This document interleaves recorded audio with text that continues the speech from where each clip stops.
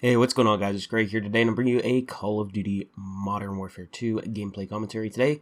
We're going to be going over the Domination game mode, and we're going to cover pretty much all you need to know about Domination. One of you guys have asked me to do Domination, and I'm not going to lie, I have not played much Domination in this game until recently, and to my surprise, I actually kind of enjoyed it, because earlier in the year, I felt that Domination was it didn't feel the same, and I know partially why that is, and it has to do with the squad spawn system that we've been talking about and discussing here on the channel to help you guys learn the spawns in this game and how to predict your enemies. But squad spawn system makes Domination a little bit more difficult to predict, and I really hope that InfinityWard pulls the Vanguard route, which was last year with Sledgehammer Games, where they overhaul the spawn system to make it more consistent and overall feeling like Domination.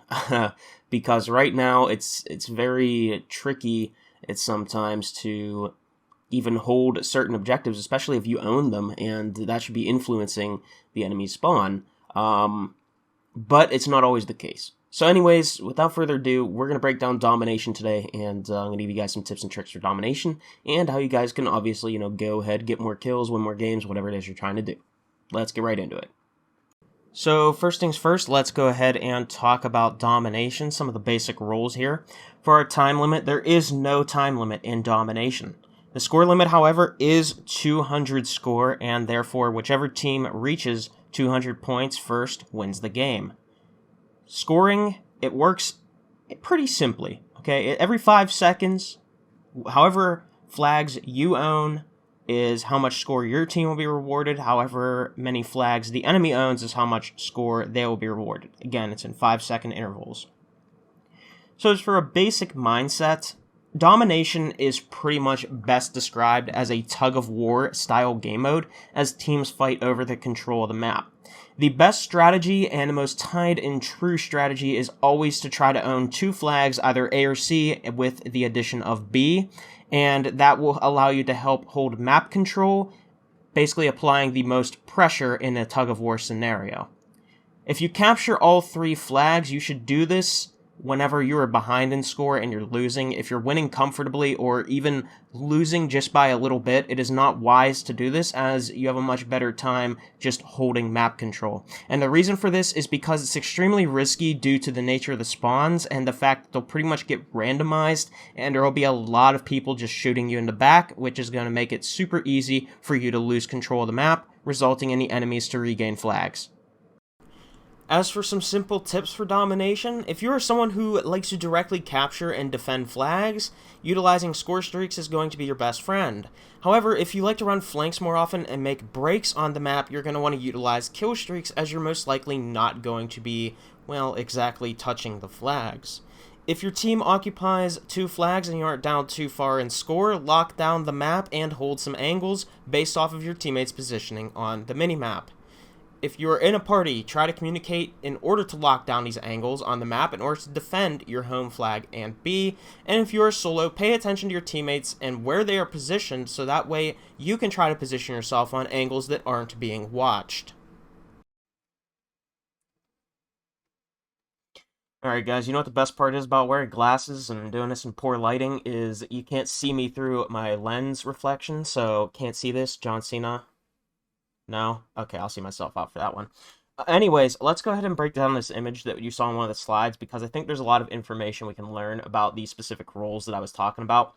So, as you guys can see, the C flag, as you can see, is right here, and then the A flag, this is an enemy-occupied one, so our blue ones are ours that we own, green ones are going to be our teammates. And this little streak lurk here, this is where I would want to talk about with like the streakers whenever you get into that. You can see like this is where the main enemy spawn would be if we're talking about a scenario like this where we own C and B and we have our teammates spread in an ideal scenario. So this is like the ideal setting up to win a Domination game and just pound the enemy team with kill streaks, right? So we have our streaker. And like I said, our streaker, they are the type of player who is going to be cutting off flanks. So anyone that spawns in over here, if it's a little too hot at B and they can't really cap it, maybe they need to regain map control by running a flank, capping C, then flushing them out from behind, or, trying to come through the middle here and then breaking people off that might be in the middle and, going behind B. But our streaker's a lurker, right? So lurkers are necessary in games because and I know for whatever reason, a lot of people tend to think that by playing the objective, that means your entire team has to be capping flags and stuff. But if we have, let's say, 2 teammates C, 2 teammates B, and 2 teammates A, that's not a good setup because the teammates, once they get flushed out of a certain position, that entire sector is lost and you'll have to regain it. So there's a little bit more to playing the objective than just capturing a flag and calling it a day. And especially in Domination, because if we capture all of the flags, let's say we have C, B, and A, our enemy spawn is not going to be looking like this, okay? It's going to be somewhere else, and it's going to be all over the map, and that's how you lose map control, right? So if you have all the flags and you try to make a comeback, that's fine, because you can hold down the areas for a while and try to gain some extra points. But if you're close enough that you're not running out of time or you're already in the lead, you might as well do something like this so you can hold the enemies off of B and C for the longest period of time and rack up as many points, get some streaks up, and that will give you enough pressure to win the match. So our streaker is going to lurk an area of the map that is overlooking the enemy spawn, but is also kind of away from the objective because they want to make sure that they are getting the flankers and the people who are going to want to be pushing out this lane of the map over here, right? And we also have another player that's positioned over here, and this player is one of our flex players, but it's more of a streaker leaning flex player because they're going to be watching this cut here. So let me go ahead and turn on my brush so you guys can see what right here. They'll be watching this area, and then maybe if they see someone who's trying to come out and go over to the cut of this walkway right here. This is Greenberg Hotel, by the way, if you guys are wondering what map this is. Now, our streaker is watching over this enemy spawn, which means anyone that's spawning in, they're going to have to run a flank through here, or they'll be pushing in through the kitchen, or maybe, our little courtyard here. So our streaker is able to overwatch this entire area and basically block off this entire section of the map, and unless they die, which our flex player can then go ahead and rotate back, and they can go ahead and take people out that are trying to push this flank. So that's why we have one flex player over here. We have him for the backup, and basically this type of player will generally pay attention to whenever this player goes down, and that's whenever they will rotate. Now, again, since majority of the enemy team is probably going to be pushing for B, and they're going to want to retake this area, we have a guy looking at this piece of cover, we have another guy looking at this choke point, and then this person right here ideally would be watching this cut, so that way this person can watch here, they can float around and they can look into this kitchen area. Maybe they could also, look over into this area as well towards that other area of the kitchen, and they're just basically assisting people that are over at the B flag and whatnot. And then this guy over here is basically just watching straight, getting information to see, okay, is there going to be people popping up on this little heady here? Are they going to try to break through the middle of the map? This guy could take them out. If they break through and kill this guy, well, this guy is still here to back them up, right? So the positioning of where people are on the map is how you win a lot of games.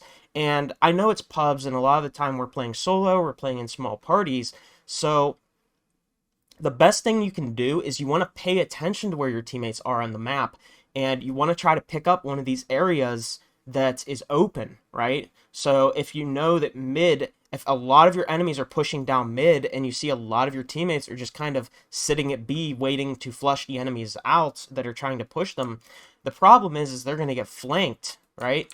So if you see a lot of teammates are at B, and let's say you're on a map like Greenberg Hotel here, then maybe you want to lurk mid a little bit more. Or maybe you see you have people B and middle, but this entire lane is open. Then maybe you might want to go ahead and lurk this area and try to rack up some kill streaks to keep them off. And if they own the B flag, so let's say B were to be red, and that means like this entire section of the map is going to be where you have to attack, that's whenever you're going to want to try to, okay, are they all stacked up on B? Well, if they are, then let's go ahead and run a flank to A. Maybe we'll cap A, right? We'll get a little spawn flip going here. And then we'll attack them from there, because maybe these guys are going to start getting off of B. And then as they're getting off of B, you know, if you have one or two teammates capping A, then you can also capitalize on going down middle, and you can try to attack B as the people are rotating to look at A, and you can get them off of that timing. So it's really hard to explain this, because it's best done with gameplay examples.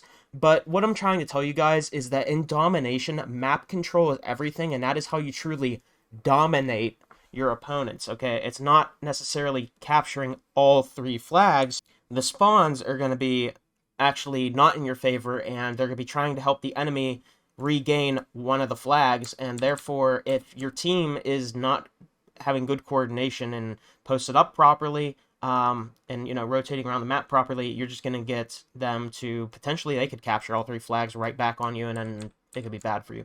So map control, very important. Alright, moving on to the streaker role in Domination. So they are people who lurk the enemy spawn points to keep the enemies pinned at their spawn. They also prevent the enemies from running flanks. Now, I meant to put this as they usually play away from teammates and by themselves, but it is also true that you do want to play a little bit away from the enemies, because you don't want to just be pushing up and running into their face, because then you're going to lose the whole point of your role, which is holding down the part of the map that the enemies could potentially be flanking. So that has some truth to it right there. And you assist your team by providing air support and informational streaks, as well as you're blocking off the enemies from being able to flank around the map.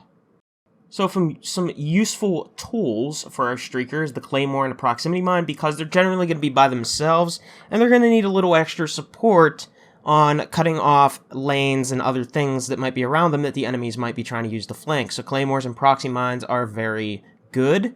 Having the Tracker perk is going to hide death skulls when you kill enemy players, so your position will be a little bit more concealed, especially if someone's close to you. Scavenger is also great, so that way you can pick up ammo for the people who are trying to flank, and you take them out. Hardline is going to allow you to earn your streaks a little bit quicker, and Ghost is going to keep you off of enemy UAVs, allowing you to stay hidden in that lane while you're by yourself. As for your field upgrades, you want to use Dead Silence with Pro, so that way you can have the portable radar, because if you're not able to get UAVs up, having the portable radar is definitely going to help you out in the early game, especially before people get Ghost, and it will help you lock down that area of the map. Next up, we have our objective player, and this one's pretty simple. You're going to be attacking enemy flags and holding down friendly flags. You're also going to utilize easy to earn kill streaks, so that way you can help reinforce objectives. This might be like a UAV, a cluster mine, something of that nature to help you as you hold down the map. Sentry guns and VTOLs are also a very good option, by the way. And you're going to try to break enemies out of power positions in order to regain map control. So these could be the people that are defending their flags and stuff, and you're going to have to try to take them out so that way you can make pushes on flags. So for our objective players, I recommend running Semtex, so that way you can try to break people up behind cover, or if you know people are on objectives, you can throw it at the objective and try to take them out. And Thermite's also great if you're trying to defend an objective. You can throw it on that objective so the enemies can't take it. And on top of that, if you're using the Thermite, you can put it in close, tight corridors on some of the maps, and the enemies won't be able to walk through it without taking damage, and you also get a little hit marker notification whenever you hit them. Bomb Squad is going to help you out because explosives are going to be around objectives and people might try to RPG you off of it, so having some resistance is definitely going to help you out. Double Time is going to help you get around the map quicker, which is going to allow you to push objectives easier. And Fast Hands is going to help make sure that you keep reloaded. You'll throw your equipment a lot faster, which this is also very important for your field upgrades. And the Quick Fix Ultimate perk is, without a doubt, the best aggressive perk in the game. So whenever you're attacking objectives, you're going to want this. So that way, whenever you get a kill, you'll instantly start regenerating health. And while you're on a flag, you'll actually always be regenerating health whenever you are running this perk. So very good indeed. Now for our field upgrades, you're going to want to run Pro. Yet again, you're going to use the trophy system combined with the tactical insertion. The trophy system is great because you can throw this down and deflect any sort of explosives that are thrown at you whenever you're around an objective. You can also use it to defend objectives so they can't break you out of your defensive positions. And the tactical insertion is something great to place behind areas where the objective is, so that way if you're taken out, you can quickly respawn back in that exact location without having to rotate through the map again. So it's a very powerful piece of equipment for someone who's trying to defend objectives or even take objectives. And last but not least, we have our flex player, which is basically a streaker and an objective player combined into one.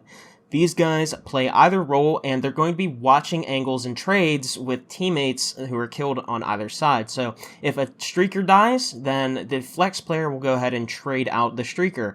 If the objective player dies, then a flex player will go ahead and change out positions with that player who just died near the objective. And this is really important to have a lot of flex players on the map because they can basically be adaptive to any situation, and they can really help you whenever it comes to trying to get streaks for the team, but also trying to make sure that objectives are being taken as well as being held down. And overall, the flex playstyle is extremely important and often overlooked as most people try to pick one or the other.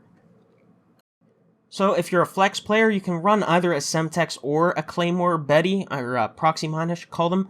And the reason for this is, again, Semtex. I mean, are you going to be attacking objectives more? Maybe your team is a little bit weak on defense, so you have to be a little bit more aggressive. Then the Semtex is for you. Are you guys really strong at defense? Then the Claymore or Proximity Mine is going to be very good, and that will help reinforce the defense. Bomb Squad and Scavenger are going to be your perk 1s, and the reason for this is Bomb Squad, again, people are probably going to be throwing explosives at you because you're going to have to play objective, or you're going to be playing middle of the map and people are going to be trying to contest you.